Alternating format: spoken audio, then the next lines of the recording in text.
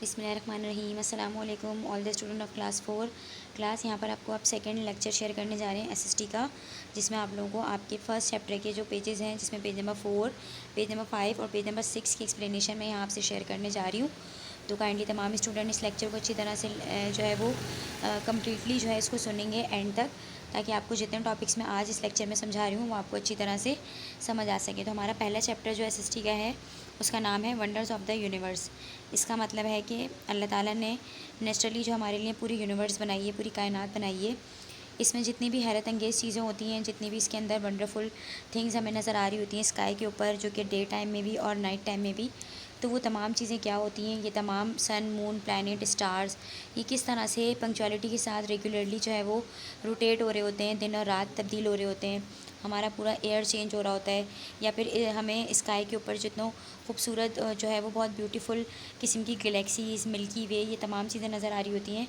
और different types of stars होते हैं जो कि हमें बहुत करीब मतलब बहुत दूर से तो हम उन्हें नहीं देख सकते कि वो किस तरह के होते हैं, बट उनको ऑब्ज़र्व करके जो स्पेस शिप में या स्पेस क्राफ्ट के ज़रिए जो लोग इस पर स्टडी करते हैं, तो उससे जो है वो हमारे लिए स्टार्स के ऊपर स्टडी करना जो है वो हमें इस चैप्टर में सिखाएंगे कि किस तरह से स्टार्स की स्टडी होती है और उनकी डिफरेंट टाइप्स कैसी कैसी होती हैं। ठीक है क्लास, तो हम अपना चैप्टर स्टार्ट करने जा रहे हैं। आप लोग मेरे साथ इस चैप्टर को रीड भी करेंगे। Look at up the sky, what do you see. जब आप स्काई के ऊपर देखते हैं तो आप क्या देखते हैं? There are stars, the sun and the moon. These objects are only a small part of whatever that exist beyond the our planet. तो ये तमाम जो ऑब्जेक्ट हैं जो कि हमें नज़र आ रहे होते हैं स्काई के ऊपर, जिसमें सन, मून, स्टार और हमारी अर्थ भी शामिल है, ये तमाम की तमाम जो है वो हमारे प्लानट के ऊपर हमें नज़र आ रहे होते हैं। ठीक है class, if we move high up in spacecraft, we will observe zillions of objects in the form of galaxies, stars, gases, planet, moon, asteroids and meteoroids. We call this universe a wonderful collection of natural object as our universe. तो जब जो लोग space craft के ज़रिए space में जाते हैं, यानी खला में जाते हैं, तो वो जो है स्पेस की ज़रिए जो है वो स्टडी करते हैं, जिसमें करोड़ों की तादाद में ऑब्जेक्ट मौजूद हैं, जिसमें स्टार्स होते हैं, गैलेक्सीज़ होती हैं, प्लैनेट्स होते हैं, डिफरेंट टाइप्स ऑफ गैसेस होती हैं, मून्स होते हैं अलग अलग तरह के, एस्ट्रॉइड्स और मीटरॉइड्स जो हैं ये न्यू वर्ड्स हैं, ये मैं आगे आपको एक्सप्लेन करूँगी क्लास। तो ये तमाम चीज़ें मिलकर हमारी एक बहुत खूबसूरत सी जो है वो नेचुरली एक ऑब्जेक्ट बनाते हैं, जिसको हम यूनिवर्स यानी अपनी कायनात बोलते हैं। तो सबसे पहले हम जिस टॉपिक का जिक्र करेंगे इस चैप्टर के अंदर, उसका नाम है गैलेक्सीज़। तो गैलेक्सीज़ क्या होती हैं? जब एक जगह पर बहुत सारे स्टार्स इकट्ठे जमा हो जाते हैं, तो वो मिलकर जो है वो क्लस्टर्स ऑफ स्टार्स जो हैं वो गैलेक्सीज़ बना लेते हैं। यानी कि अक्सर हम जब रात के टाइम स्काई को देखते हैं तो हमें बहुत सारी जगहों पर स्टार्स जो हैं वो एक जगह ग्रुप की फॉर्म में नज़र आ रहे होते हैं। तो ये जो ग्रुप होता है इसको क्लस्टर बोलते हैं। जब ये रोटेट कर रहा होता है, मूव कर रहा होता है स्काई पे रात के वक्त, तो ये मिलकर एक गैलेक्सीज़ बना लेता है। तो यहाँ पर आपको बता रहे हैं कि the earliest manner in which we can see observe universe is to observe in a cluster of stars called galaxies। वही मैंने आपको बताया कि ये तमाम चीज़ें मिलकर, ये तमाम स्टार्स मिलकर जो है वो गैलेक्सीज़ बना लेते हैं, जिसके ज़रिए हमें अपने यूनिवर्स पे मैनी टाइप्स ऑफ गैलेक्सीज़ जो है वो नज़र आ रही होती हैं, यानी कि बहुत सारी होती हैं, जिनके अंदर बहुत सारे स्टार्स शामिल होते हैं, जो कि बिलियंस ऑफ नंबर्स में मौजूद होते हैं, जिनको आप काउंट भी नहीं कर सकते। Some galaxies can be seen with the naked eye. कुछ ऐसी गैलेक्सीज़ होती हैं जिनको हम अपनी आँख से भी देख सकते हैं। Other only be observe using a telescope. और बाकी जो होती हैं उनको जो है वो एक इंस्ट्रूमेंट होता है जिसका नाम होता है टेलीस्कोप, तो उसके ज़रिए देखते हैं। एज़ ऑफ नाउ, इसी के साथ साथ more than 3000 galaxies are found by scientist, but the estimated number of galaxies as in billion. तो एक अंदाजे के मुताबिक जो है वो तकरीबन 3000 के करीब गैलेक्सीज़ जो हैं वो अब तक डिफरेंट साइंटिस्ट जो है वो डिस्कवर कर चुके हैं, जबकि ये एक ऐसा एस्टिमेटेड नंबर है कि वो तकरीबन बिलियंस ऑफ जो है वो नंबर के अंदर मौजूद हैं पूरे स्काई पे। The Milky Way galaxy is one of which host our planetary system with its star, the sun and this is just one of a star of many of galaxies has, most of which have over their own planets. A planet outside our solar system is called extrasolar planet. More than 800 extra solar planet are found within the Milky Way galaxy. इसी के साथ साथ कुछ तो planets ऐसे हैं जो कि हमें हमारे सोलर सिस्टम के अंदर जो है वो ऑलरेडी हम उनको डिस्कस कर चुके हैं, डिस्कवर कर चुके हैं, जो कि टोटल 8 प्लैनेट्स हैं, जो कि आप 1 क्लास में 2 क्लास में भी पढ़ चुके हैं और उनके नेम्स भी आई होप आप लोगों को याद होंगे। लेकिन इसके अलावा भी हमारी यूनिवर्स पे कुछ ऐसे एक्स्ट्रा प्लैनेट्स होते हैं जो कि हमें सोलर सिस्टम में नज़र नहीं आते और उनकी भी तकरीबन तादाद जो है वो 800 के करीब है। ये तमाम मिलकर जो है वो मिल्की वे बनाते हैं। Expert discovered a galaxy by observing how certain stars are placed on the sky. Star close in space that and having certain amount of light and other characteristics are terms as separate galaxy. तो इसी के साथ साथ क्या होता है कि बहुत सारे स्टार्स जो हैं वो जगह जगह ग्रुप की फॉर्म में हमें स्काई पे नज़र आ रहे होते हैं। तो ये मिलकर बहुत ही खूबसूरत सी गैलेक्सीज बना लेते हैं, जो कि यहाँ आपको पिक्चर में भी नज़र आ रहा है। तो अब हमारा नेक्स्ट टॉपिक स्टार्ट हो रहा है, जो कि पेज नंबर 5 पे क्लास, और इस टॉपिक का नाम है डिफरेंट टाइप्स ऑफ स्टार्स। तो अब स्टार्स तो हमसे बहुत ज़्यादा दूर होते हैं, जिनको हम देख भी नहीं सकते ना, बट हम उन्हें बहुत दूर से जो है वो एक डॉट की तरह वो हमें नज़र आ रहे होते हैं और बहुत ज़्यादा शाइन कर रहे होते हैं। लेकिन इनकी भी डिफरेंट टाइप्स होती हैं। तो let we discuss the different types of stars. Stars are arrange in 5 different categories depending on size. Stars को जो है वो 5 डिफरेंट कैटेगरीज में जो है वो कैटेगराइज कर दिया गया है उनके साइज़ के मुताबिक, जिसमें नंबर 1 है सुपर जायंट।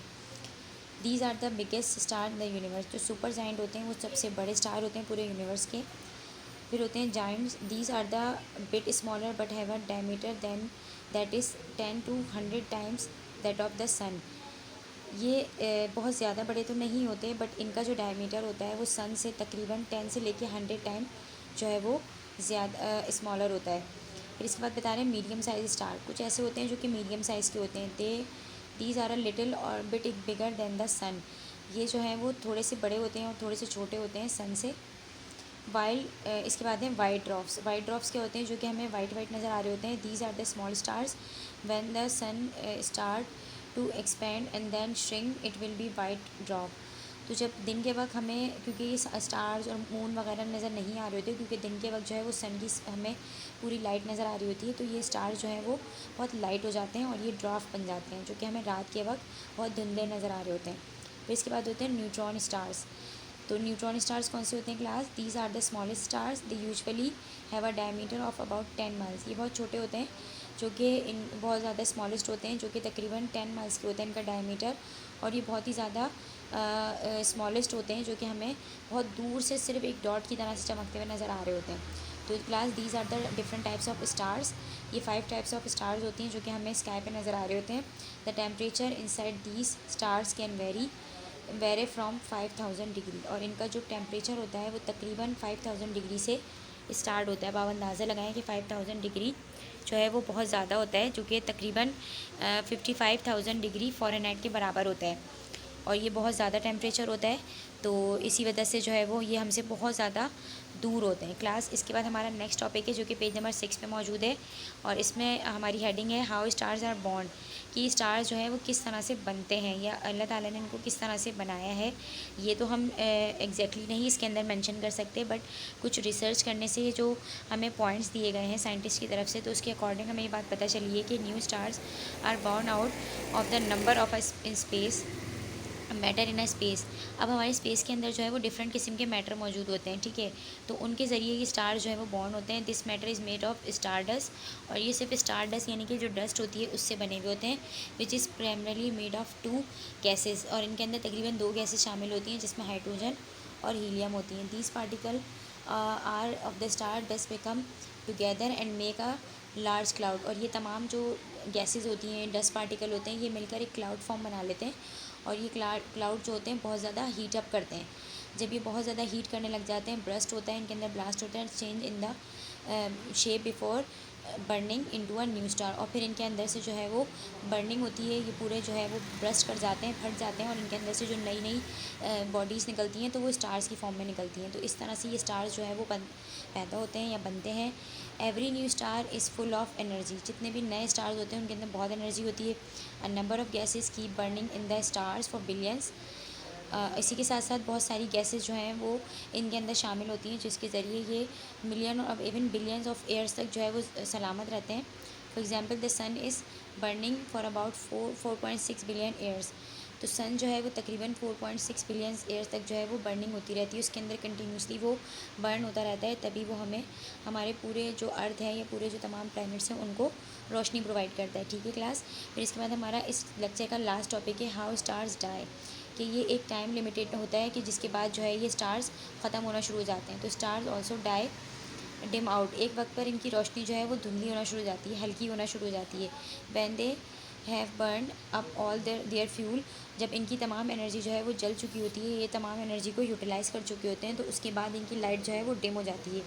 जैसे कि हमारे एनर्जी सेवर होते हैं, जब इनके अंदर एनर्जी या फिर चार्जिंग या फिर इलेक्ट्रिसिटी कम हो जाती है तो ये इनकी लाइट कितनी डिम हो जाती है। बिल्कुल इसी तरह से स्टार्स होते हैं, इनकी भी लाइट जो है वो एक टाइम पीरियड पे आके क्या हो जाती है, डिम हो जाती है, और वो एक बिल्कुल ब्लैक होल टाइप का बन जाते हैं, जिसको जो है वो आप जो है वो डेड स्टार या फिर ब्लैक होल भी कह सकते हैं। Black hole is a point of no return for any object, ये एक ऐसा ब्लैक होल होता है जिसके अंदर फिर कोई भी नई किस्म का ऑब्जेक्ट जो है वो नहीं बनता, ना इसके अंदर जो है वो प्लैनेट्स निकलते हैं, ना जो है वो स्टार्स निकलते हैं, और इनकी जो है वो लिमिटेड बाउंड्रीज़ होती हैं। These boundaries are name as even horizon, इनको जो है वो इनकी बाउंड्रीज़ को इवन हॉरिजॉन का नाम दिया गया है। Any matter that enters into this region और event horizon is lost forever, तो इनके अंदर जो भी चीज़ें शामिल होना शुरू होती हैं, चाहे वो किसी भी किस्म का मैटर हो, तो वो फिर हमेशा के लिए क्या हो जाता है, ख़त्म हो जाता है। इसके बाद बता रहे हैं the twinkling of star is basically the light that travel into our eyes, ये वो तमाम लाइट्स होती हैं जो कि हमारी अपनी आँख से हमें नज़र आ रही होती हैं, और ये ट्विंकल करती हुई नज़र आती हैं, यानी कि ये चमकती भी नज़र आती हैं। The sun is the closest star when we see, sun जो है वो सबसे करीब होता है जो हमें नज़र आ रहा होता है, but even that takes about 8 minute to reach the earth, और इसको भी तकरीबन अर्थ तक पहुंचने के लिए 8 मिनट्स जो है वो चाहिए होते हैं एक अपना रोटेट कंप्लीट करने के लिए। Imagine how long will it take a star for that is a million times in a distance of sun, और हम सिर्फ इमेजिन ही कर सकते हैं कि इसको सन तक पहुंचने के लिए तकरीबन कितना डिस्टेंस जो है वो कवर करना पड़ता है। तो क्लास हमारा ये आज का लेक्चर था, जिसको हम यहाँ पर जो है वो क्लोज़ करते हैं, और इसमें मैंने आपको 4 टॉपिक समझाए हैं। सबसे पहले मैंने आपको वंडर ऑफ यूनिवर्स के बारे में बताया, फिर मैंने आपको टाइप्स ऑफ स्टार्स के बारे में बताया, फिर हमारा नेक्स्ट टॉपिक था स्टार्स किस तरह से बॉर्न होते हैं और किस तरह से उनमें जो है वो डाई हो जाते हैं या फिर ख़त्म हो जाते हैं। तो आई होप आपको ये लेक्चर मेरा समझ आ गया होगा। अब इसकी फर्दर एक्सप्लेनेशन मैं आपको इंशाल्लाह नेक्स्ट लेक्चर में समझाऊँगी। ठीक है क्लास, अपना बहुत सारा ख्याल रखिएगा। Thank you so much. अल्लाह हाफ़िज़।